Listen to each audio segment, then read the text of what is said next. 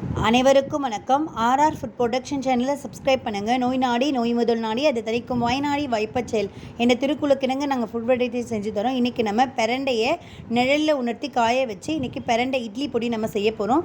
பிரண்டையில் என்னென்ன பெனிஃபிட்ஸ் இருக்குது பாருங்கள். இது எலும்பு சம்மந்தமான அனைத்து நோய்களையும் முற்றிலுமாக குணப்படுத்தும்.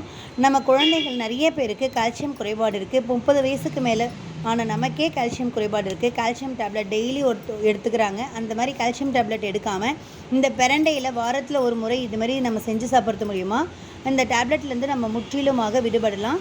நம்ம உடம்புல இருக்க எலும்பு மாதிரியே இந்த பிரண்டை ஷேப் இருக்குது பாருங்கள். நம்ம அதே மாதிரி ஷேப்பில் இருக்க எல்லா காய்கறிகளும் அந்த நோய்களை முற்றிலுமாக குணப்படுத்தும். இதனுடைய கணுவை உடைச்சி அதில் இருக்க அந்த நாரெலாம் நீக்கிட்டு அந்த பருப்பை மட்டும் நம்ம நிழலில் உணர்த்தி காய வச்சு எடுத்து வச்சுருக்குறோம். நிழல்லே காய வச்சு எடுத்து வச்சுருக்கோம்.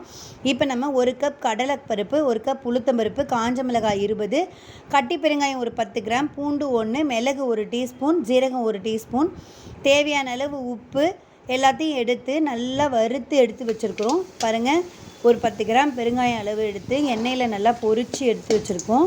இதுக்கப்புறம் நம்ம எடுத்து வச்சுருக்க 1 கப் கடலைப்பருப்பு, ஒரு 20 காஞ்ச மிளகாய் அதை அந்த எண்ணெயிலே நல்லா பொரித்து எடுத்துக்கலாம்.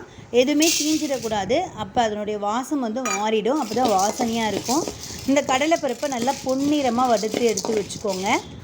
இதுக்கப்புறம் இதை பாருங்கள், இந்த மாதிரி நல்லா பொன்னிறமாக வறுத்துருக்கணும். 1 கப்பு உளுத்தம்பருப்பு அதையும் நல்லா பொன்னிறமாக வறுத்து எடுத்து வச்சுக்கோங்க. இதில் எதுவுமே தீஞ்சிடக்கூடாது. அப்போ தான் நல்ல வாசனையாக இருக்கும் தூளும். நம்ம இதில் புளிலாம் எதுவுமே சேர்க்க மாட்டோம். புளி சேர்க்காத அழகான ஒரு பிரண்டை இட்லி பொடியை தான் நம்ம இப்போ செய்ய போகிறோம்.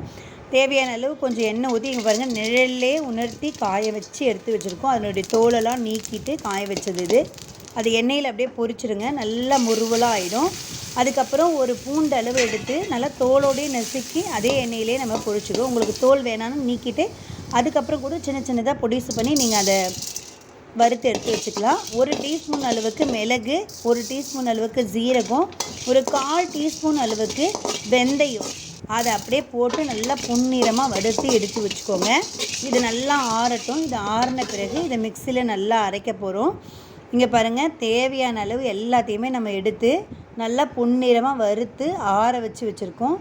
இது பிரண்டையை நல்லா நிழலில் உணர்த்தி காய வச்சு எடுத்து வச்சுருக்கோம். இதில் எந்த பொருளுமே நம்ம சேர்க்காமல் புளியே சேர்க்கல பாருங்கள். புளி சேர்க்காமல் அரைச்ச இட்லி பொடி இது.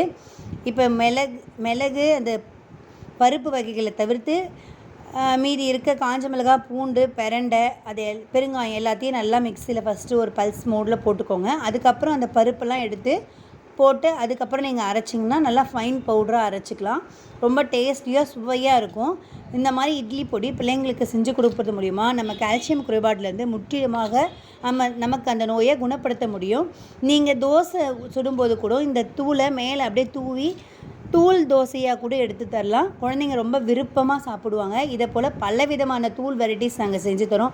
முடக்கத்தான் இட்லி பொடி, வாழைப்பொடி இட்லி பொடி, கருவேப்பிலை இட்லி பொடி, முருங்கைக்கீரை இட்லி பொடி போல் பலவிதமான இட்லி பொடி காம்போ ஆஃபர் நாங்கள் கொடுத்துருக்கோம். ஹோம்மேடாக செஞ்ச நெய் காம்போ ஆஃபர் கொடுத்துருக்கோம்.